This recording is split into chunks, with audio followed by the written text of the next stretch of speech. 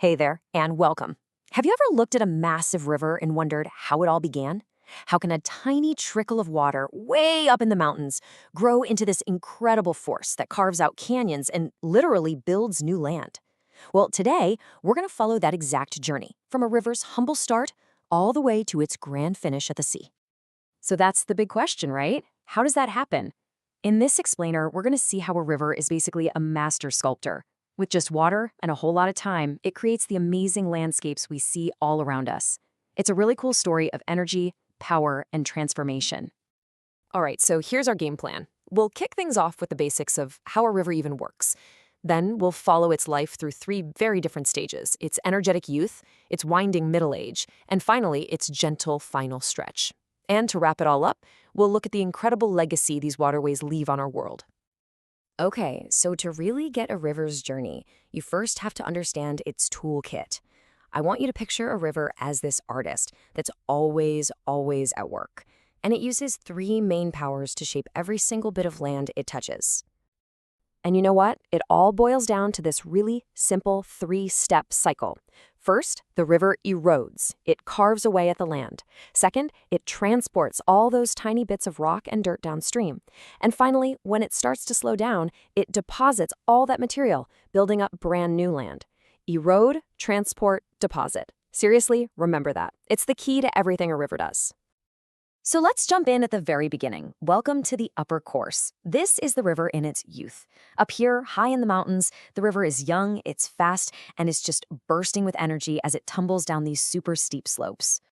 You know, every river has to start somewhere. That's its source. And it could be anything, really. A spring bubbling right out of the ground, maybe some meltwater from a glacier, or even just a soggy bog. Take the incredible River Nile, for instance. It begins its epic journey way up in the highlands of East Africa. When a river is young like this, its main mission in life is to cut straight down. This powerful downward force, or vertical erosion, carves out these really deep, steep-sided valleys that look exactly like the letter V. If you've ever seen pictures of the Himalayas, those incredible V-shaped valleys, yeah, all carved by young, powerful rivers. But what happens when the river runs into some rock that's just too tough to break through?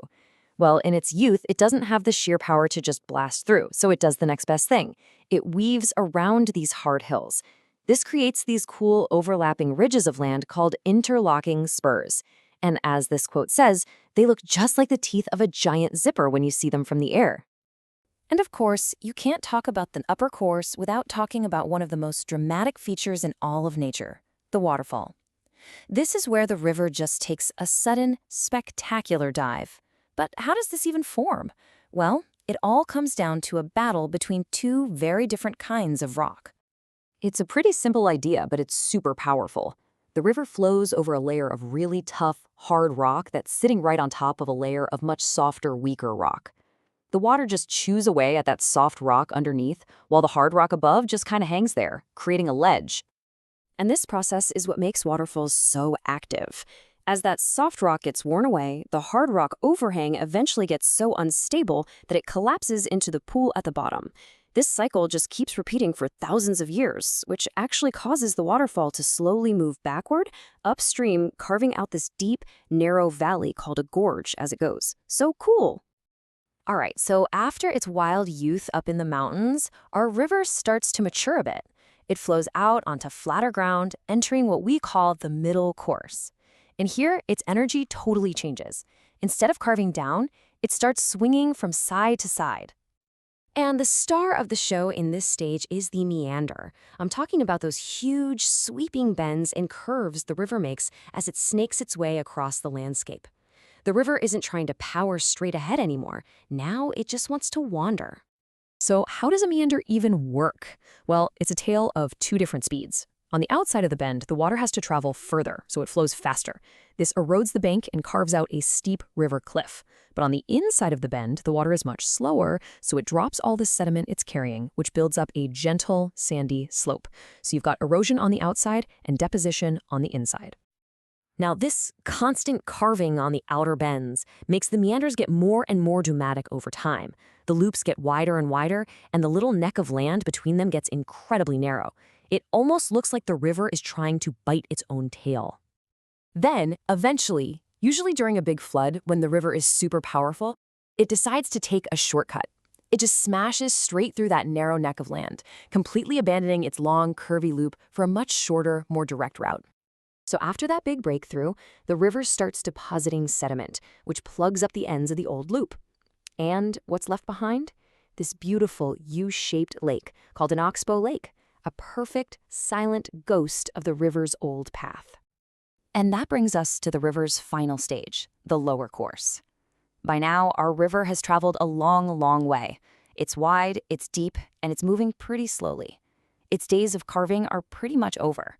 Now its main job is to deposit the enormous amount of sediment it's been carrying and to build its final legacy. Here in the lower course, the river creates these huge, flat areas called floodplains, built up over centuries from layers of rich, fertile silt left behind by floods. It also builds up its own natural banks, which are called levees. And finally, it reaches its estuary, that wide, open mouth where its fresh water finally gets to mix with the salty sea. Right at the very end of its trip, where the river meets the ocean, it drops the last of its heavy load. And if it drops material faster than the sea can wash it away, it builds new land. This new land is called a delta. And they come in all sorts of shapes, like the classic fan-shaped delta of the Nile or the amazing bird's foot delta of the Mississippi River. So, there you have it. We followed the river all the way from a little spring in the mountains to the vast ocean. From a powerful carver to a gentle builder, its journey is just a perfect example of how nature is constantly shaping and reshaping our planet. Let's do a quick recap of that whole journey. In the upper course, it's all about that powerful vertical erosion, giving us V-shaped valleys and waterfalls. Then the middle course is dominated by sideways or lateral erosion and transportation, which is what forms meanders and oxbow lakes. And finally, the lower course is where deposition is king, building up huge floodplains and deltas. So, why does any of this matter to us? Because we depend on these river features every single day. We farm on those super fertile floodplains. I mean, a lot of the world's first great civilizations grew up right alongside them. We get our drinking water from rivers, we generate power, we use them for transport and trade. They are truly the lifeblood of our world. These incredible natural systems have literally built the world that we live on, and they provide us with so much. Which kind of leaves us with one final thought. As these rivers continue their timeless work of shaping our planet, how will we choose to shape our relationship with them? Thanks for joining me.